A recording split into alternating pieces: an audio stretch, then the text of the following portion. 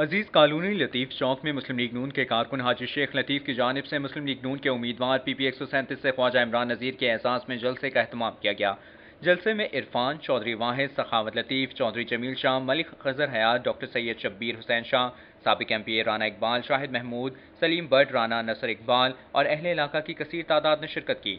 جلسے سے خطاب کرتے ہوئے پی پی 137 سے خواجہ عمران نذیر نے کہا کہ مسلم لیگ نون نعروں کے بجائے عملی اقدامات پر یقین رکھتی ہے۔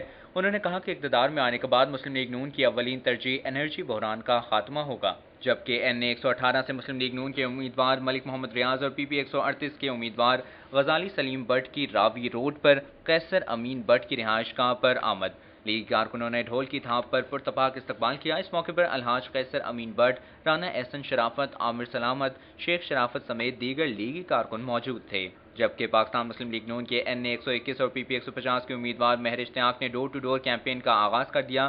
کھارک پنڈ میں مہر اشتیاق نے اپنے درجنوں کارکنوں کے ہمراہ مین بازار میں انتخابی دفتر کا افتتاح کیا، جس کے بعد کھارک پنڈ میں گھر گھر جا کر 11 مئی کے لیے ووٹ مانگا گیا۔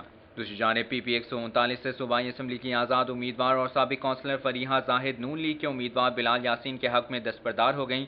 مسلم لیگ نون کے کارکن رانا زاہد کی رہائش گاہ پر تقریب کا اہتمام کیا گیا، جس میں منظور مانی، IFFI Malik, Khwaja Ali, Khwaja Sohail, Shahnaz be be, Iqbal بیگم اور دیگر اہل علاقہ نے شرکت کی۔ فریحہ زاہد صوبائی اسمبلی کی سیٹ کی آزاد امیدوار کی حیثیت سے الیکشن لڑ رہی تھیں۔ انہوں نے علاقے کے معززین کی درخواست پر نون لیگ کے امیدوار کے حق میں دستبردار ہونے کا فیصلہ کیا، جبکہ حلقہ پی پی 152 سے پاکستان مسلم لیگ نون کے ٹکٹ ہولڈر خواجہ سلمان رفیق سے بھاوڑا مارکیٹ میں پارٹی دفتر کا افتتاح کیا گیا اور اہل علاقہ سے کارنر میٹنگ کی۔ افتتاح کے بعد خواجہ سلمان رفیق نے اہلیان علاقے سے خطاب کرتے ہوئے کہا کہ پنجاب میں پہلے پاکستان مسلم لیگ نون کی حکومت تھی، جس میں خادم اعلیٰ میاں شہباز شریف نے لاہور میں بہت سے ترقیاتی کام کرائے۔